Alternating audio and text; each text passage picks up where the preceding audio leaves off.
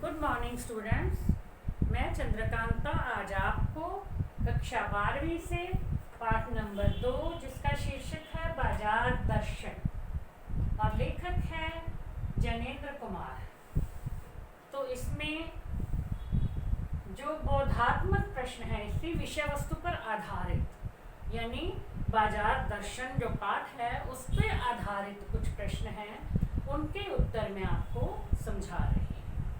तो उसमें पहला प्रश्न है, बाजार दर्शन पाठ में लेखक ने अपने दो मित्रों का जिक्र किया है। बाजार जाकर उन्होंने क्या क्या खरीदा।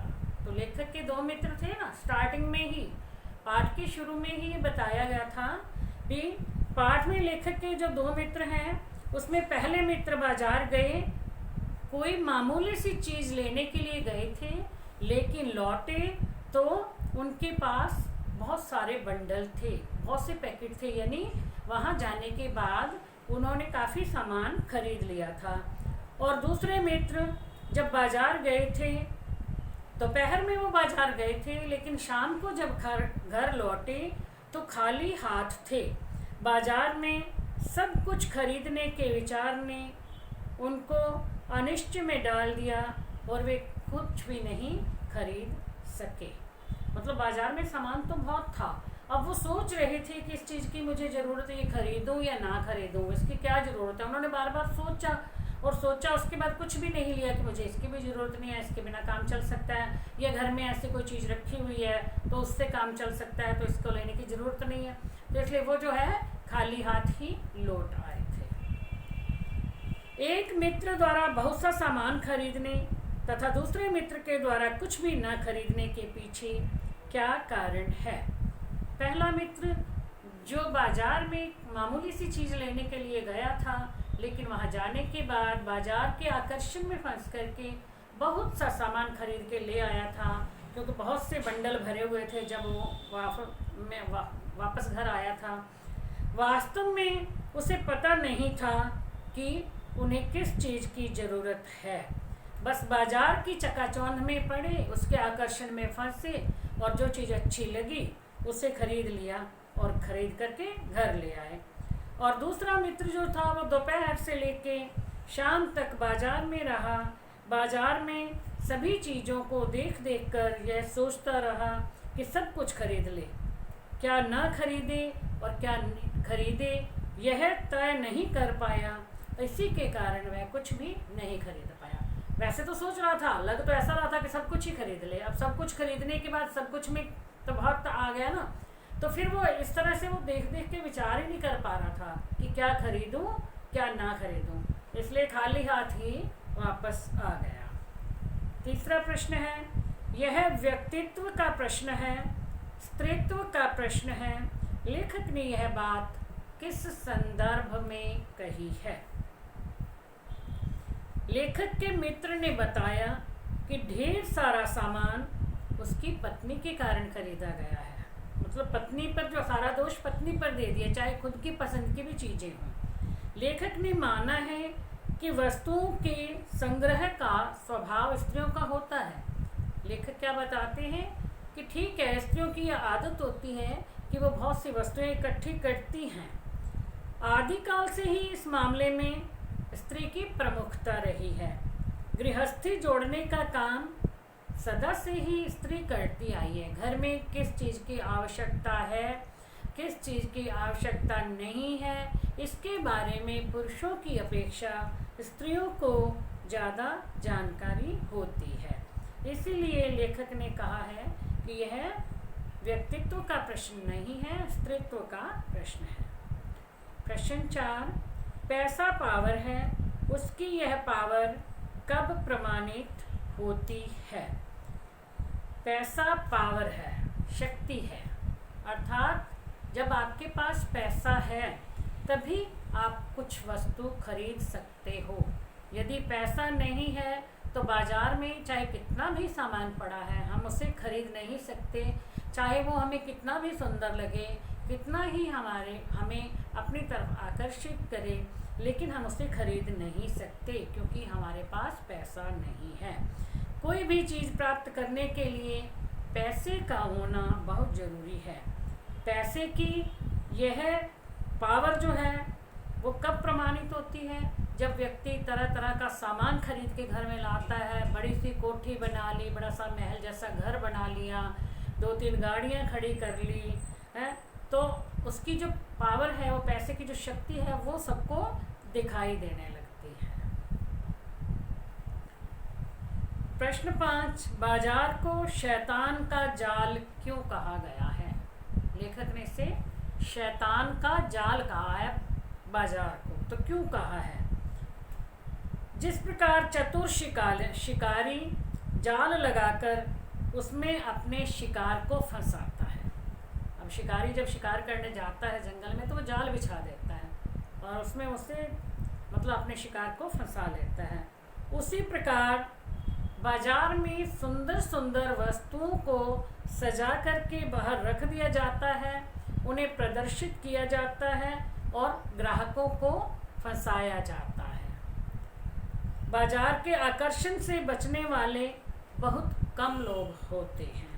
मनुष्य उसके आकर्षण में फंस जाता है और अनावश्यक और अनुपयोगी चीज़ें खरीद लेता है। अब जाल में जो है वो शिकारी जाल बिछाता है, जानवर जो है उसमें फंस जाता है लालच में आकर के, और उसी तरह से जब बाजार का जो जाल है उसमें व्यक्ति उसके आकर्षण में फंस जाता है, लेकिन उसके पास पैसा होना बहुत ज़रूरी है, तभी बाजार व्यक्ति को अपनी ओर आकर्षित करता है। फिर अगला प्रश्न है, बाजार के आकर्षण का क्या दुष्प्रभाव होता है? बाजार ग्राहक को आमंत्रित करता है, यानी अपनी ओर बुलाता है। वह उसे अपने रूप से ललचाने की चेष्टा करता है, अपने रूप में फंसा लेता है, यानी जो सुंदर सुंदर चीज़ें रखी हैं उसे दिखा करके फंसा लेता है। बाजार का मूक आमंत्रण मनुष्य के मन में चाह अथवा अभाव उत्पन्न करता है। ये आमंत्रण जो होता है ये मूक होता है, बाजार बोलता नहीं है। बाजार मतलब गूंगा यानी शब्द रहित होता है, लेकिन व्यक्ति फिर भी जो है उसके आकर्षण में फंस जाता है। बाजार जाकर के मनुष्य सोचता है यहाँ पर कितना अधिक है, यानी कितना सारा सामान है, लेकिन मेरे पास तो बहुत कम है, बाजार के मुकाबले मेरे पास तो कुछ भी नहीं है। वहाँ चीज़ें देखे रही, ये भी पड़ी हैं, ये भी चढ़ी हैं, ये हमारे घर में तो है नहीं, यदि बाजार में रखी है तो घर में भी इसकी ज़रूरत हो सकती है, इसको रखा जा सकता है, ये सोचता रहता है व्यक्ति। अपनी आवश्यकता को न जानने वाला व्यक्ति वहाँ जाकर के इच्छाओं से व्याकुल हो जाता है, यानी उसके मन में इच्छा उत्पन्न हो जाती है और वह असंतोष, तृष्णा और ईर्ष्या से भर उठता है। इनके वेग से वह पागल हो जाता है और वहाँ से बहुत सी जो अनावश्यक चीज़ें हैं उनको खरीद करके घर ले आता है, चाहे वो बाद में पछताता ही रहे कि मैंने ऐसा क्यों कर लिया, इतने पैसे क्यों खर्च कर दिए। बाजार में एक जादू है, ये कहने का क्या तात्पर्य है? मतलब लेखक ने ऐसा क्यों कहा है? बाजार में जादू है क्योंकि बाजार मनुष्य को अपनी ओर आकर्षित करता है। जिस प्रकार चुंबक लोहे की तरफ खिंची चली जाती है, उसकी तरफ आकर्षित होती है, उसी तरह से सुंदर वस्तुओं को देख करके मनुष्य भी उसके आकर्षण में फंस जाता है, उसकी तरफ आकर्षित होने को मजबूर हो जाता है। बाजार का जादू उन लोगों पर चलता है जिनको अपनी आवश्यकताओं का पता ही नहीं होता और उनकी जेब भरी हुई होती है। बाजार में जाकर जो अच्छा लगा वह खरीद लिया। इस जादू के उतरने पर पता चलता है कि उसने जो चीज़ें खरीदी हैं वो उसके लिए आरामदायक नहीं हैं, बल्कि उसमें उसके जो आराम में खलल डालने वाली हैं, उसके आराम में बाधा डालने वाली हैं। मतलब पता चल जाता है भी ये चीज़ ज़रूरत की नहीं थी, इसके बिना तो काम चल ही रहा था, हमने ऐसे ही पैसे खर्च कर दिए, तो ये फिर ऐसा होता है। इसलिए जो कहा गया है कि बाजार के जादू से बचना चाहिए। बाजार का जादू है लेकिन उस जादू में फंसना नहीं चाहिए। अगला प्रश्न है, बाजार जाओ तो खाली मन ना हो। अब लेखक ने क्यों कहा है ये? बाजार के जादू की जकड़ से बचने का क्या उपाय है? इसी का ये प्रश्न भी बन सकता है। मन खाली न होने का अर्थ है कि बाजार जाते समय हमें ठीक से पता होना चाहिए, घर से ये सोच कर चलना चाहिए कि हमें किस चीज़ की ज़रूरत है और हम बाज़ार में क्या लेने के लिए जा रहे हैं और वहाँ जाकर के हमें क्या खरीदना है।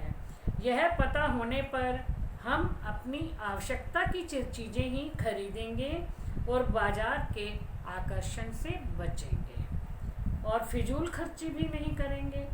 अब बाज़ार के जादू से बचने के लिए, बाज़ार के जादू की जकड़ से बचने के लिए यह सीधा सा उपाय है कि खाली मन से बाज़ार नहीं जाना चाहिए। फिर अगला है प्रश्न, खाली मन तथा बंद मन में क्या अंतर है? खाली मन का अर्थ है अपनी आवश्यकताओं का स्पष्ट ज्ञान ना होना, अपनी ज़रूरतों की जानकारी ना होना। ठीक है, जब मनुष्य को ये पता ही नहीं है कि बाज़ार में उसे अपनी ज़रूरत की क्या चीज़ खरीदनी है, तो इस अवस्था को मन का खाली होना माना जाएगा। ठीक है, बंद मन होता है कि मन का दमन करना, यानी उसमें किसी इच्छा को उत्पन्न ही नहीं होने देना। ऐसा भी नहीं करना चाहिए, मन को ज़बरदस्ती बंद नहीं करना चाहिए कि कोई भी इच्छा उत्पन्न ना हो। तो थोड़ी बहुत इच्छाएं, यानी ज़रूरत का सामान जो है वो कुछ तो हम खरीदें, हमारे मन के अंदर इच्छा तो होनी चाहिए। मतलब बंद नहीं करना चाहिए अपने मन को, ना ही खाली मन से बाज़ार जाना चाहिए और ना ही बंद मन से बाज़ार जाना चाहिए। बाज़ार कब जाना चाहिए? भरे मन से जाना चाहिए, यानी मन में सोच विचार करके कि हमें किस चीज़ की ज़रूरत है, उसे खरीदने के लिए बाज़ार जाना चाहिए। अगला प्रश्न है, लेखक ने परमात्मा तथा मनुष्य में क्या अंतर बताया है? लेखक ने बताया ही कि परमात्मा स्वयं में संपूर्ण है, यानी हर तरह से पूर्ण है, और व्यक्ति जो है वो अपूर्ण है।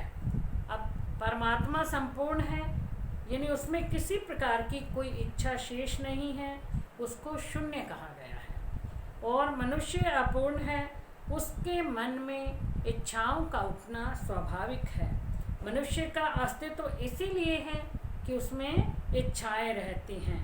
इच्छाओं से मुक्त होकर के तो वह भी परमात्मा की तरह पूर्ण और शून्य हो जाएगा। तो यही परमात्मा और मनुष्य में अंतर बताया गया है। तो बच्चों, आज के लिए इतने ही प्रश्न, बाकी के प्रश्नों के उत्तर मैं आपको नेक्स्ट वीडियो में समझाऊंगी। Thank you.